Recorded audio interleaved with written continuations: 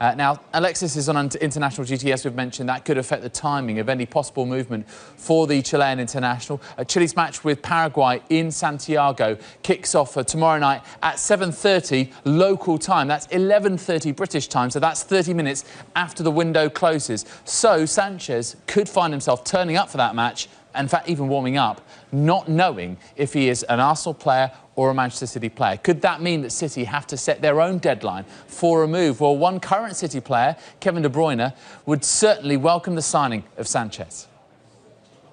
I think he's a very good player. Obviously, I don't know what's happening. I didn't know anything about the other transfers neither, but I think City is doing their business perfectly, to be fair, this summer. And obviously, if they want him, they will try everything to get him. And yeah, if he can come to us, it's a good addition.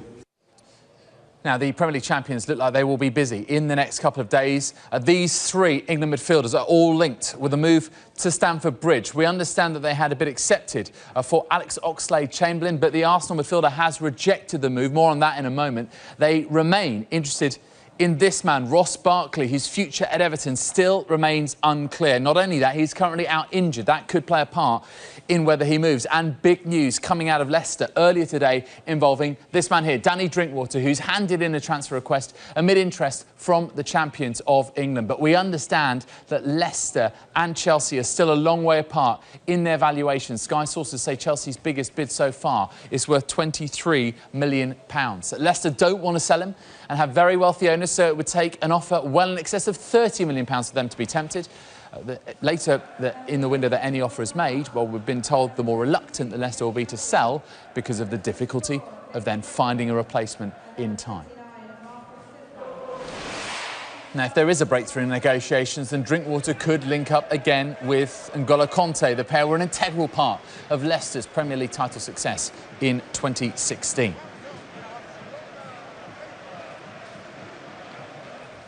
Well, Drinkwater won 18 of the 30 games that he started alongside Kanté on the way to the title. Kanté then left for Chelsea, and last season Leicester and Drinkwater won just 11 Premier League games in his absence. Well, the pair drew 10 games as a partnership during the 2015-16 season, and that meant that they only suffered 2 Premier League defeats when they started alongside each other. Without Kanté, Drinkwater lost 11 more games the following year. Now, without Kanté, Drinkwater's Leicester also scored fewer goals and conceded 16 more, 2/3 more than their title-winning total. And so there was a considerable difference in Leicester's win rate, dropping from 60% to 41%. 2 of them played in a 4-4-2 at Leicester, and they got about the pitch so much that they got away with playing with 2 in the middle, which is very, very rare. So that suggests, OK, Kanté got a lot of the headlines, but Danny Drinkwater gets about that pitch, and there'll be great stats on him, how he gets about the pitch as well. Chelsea would have looked into that. So if he can play in the 2 there, in a 3 at Chelsea, it'll probably be a little bit of a breeze. Or, as the other system suggests, you know, 3-4-3, he can just play in that sitting role. Bakayoko, he's 40 million they've spent on him in there. Slightly different player, of course, but he hasn't got the Premier League experience that Danny Drinkwater's got, and Danny Drinkwater will go in there seamlessly for me because he knows Kanté's game inside out. Well, Chelsea's pursuit of Drinkwater may intensify after Alex Oxlade-Chamberlain turned down a move to the club. He would prefer a move to Liverpool instead, and if that doesn't happen, he will see out the remaining 11 months of his Arsenal contract. So even a fee believed to be £35 million had been agreed between Arsenal and Chelsea, it looks like the deal is not happening. Reports suggest that Oxlade-Chamberlain isn't happy playing right wing-back at Arsenal and fears that Chelsea would be the same. He would prefer a more central role. But, as you can see, Oxlade-Chamberlain hasn't had too many opportunities to do that at Arsenal, just 12 times since 2014. He has predominantly been used wide on the right as a wing-back or a winger.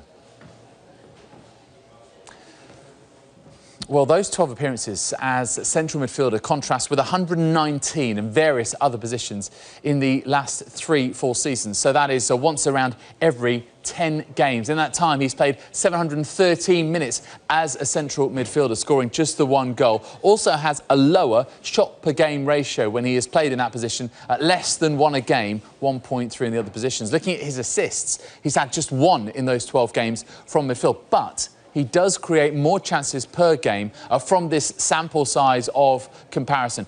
Added to those stats, Oxlade-Chamberlain would face plenty of competition in midfield if a move to Liverpool materialises, including from their current captain. Transfer record to sign Naby Keita. The Guinea international joins the club next summer and has excelled in central midfield in the Bundesliga. I can't understand how he was even playing. He's not in the right frame of mind for it. He wants to go. He's wanted to go for a while now. Why have they let a player of his quality get to 1 year on his contract in the first place? I mean, that shows you what a mess the club has been in for a while. Well, is that his fault that we're seeing him 5 years, I'd say, let's say 5 years at Arsenal, and he looks, he's no different apart from his strength in that. If they want to decide to sell him at the start of the window, do your business, and then you can get the recruitment right for who else you bring in. The latest one is Iwobi. He came in maybe 18 months ago, and I thought, wow, amazing. And, you know, he's in and out, and now he's totally, he's not near it again, he's not even playing. I looked last night, Sky Sports News, 9 goals in 170-odd games for Arsenal. 9 goals. I mean, I find that amazing. Now we have 2 breaking transfer lines to bring you. Now we understand that Burnley are close to a deal to sign Huddersfield striker Nahki Wells. That's following the departure of Andre Gray and the arrival of Chris Wood.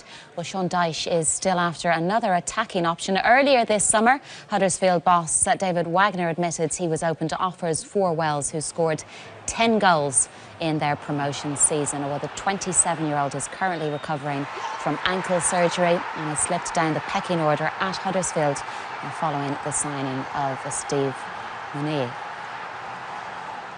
And our sources are also telling us that Ryan Shotton is undergoing a medical at Middlesbrough as he finalises a move from Birmingham. Our Borough's bid for the defender was...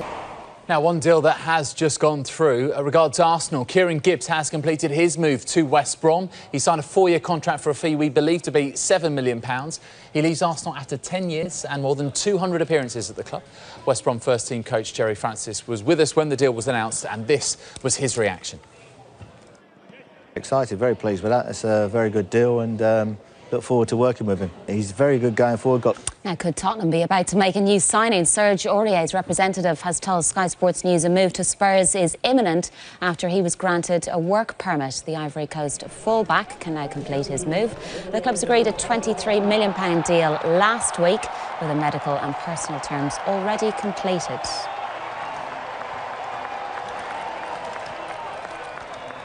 Well, in the last hour, the PSG fullback tweeted a tick, followed by 7 fire emojis. We'll keep you right across any confirmation of that deal throughout the day. Now, we understand that Crystal Palace are interested in signing the Leicester winger Damari Gray. Leicester are adamant they don't want to sell the player. They're currently negotiating a new contract with the England under-21 international. Bournemouth are also interested in Gray and could move for him if Leicester signal that he is for sale.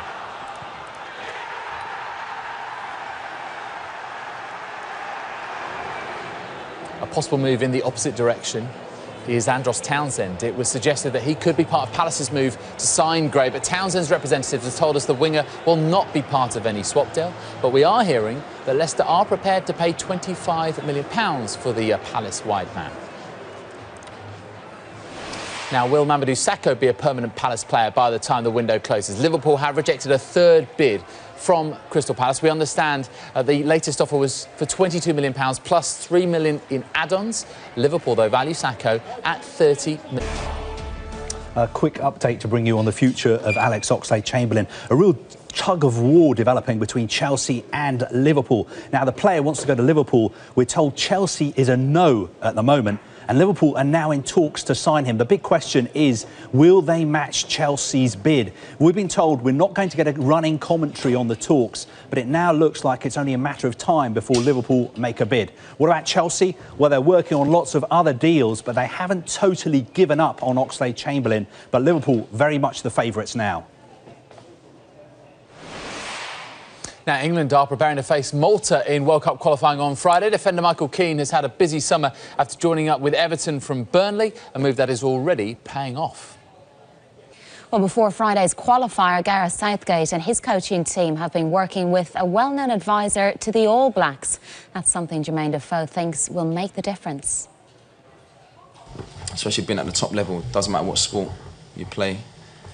I think that mental toughness is important, because there's times where, you know, it gets tough and you have to really dig in and at times keep calm,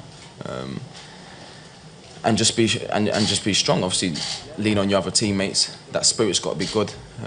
That's what the manager wants, and that's what we've got, to be honest. I mean, I've been around a lot of squads, and this is certainly one of the best, to be honest, with a lot of the young lads that have played in tournaments that have got good experience anyway.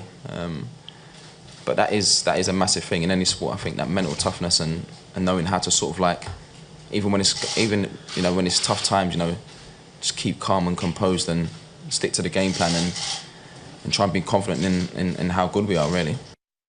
Well, it's not just the England senior side gearing up for qualifiers this week. The under-21s are also in action in Euro qualifying on Friday against the Netherlands. They've been training this morning, with Lee Carsley taking his first session as assistant manager. There's been lots of speculation about the future of this man, Leicester's Demarai Gray. He was also training with the squad.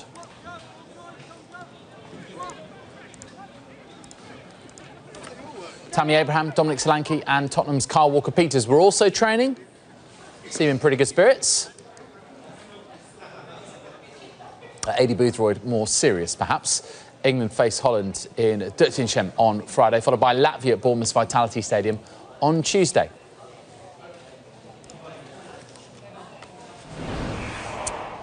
Now, there's plenty of possible deals in the EFL ahead of deadline day 2, and Dwight Gale is a player who could be on the move to the Championship before the transfer window closes. We understand Fulham have made a £15 million bid for the Newcastle striker.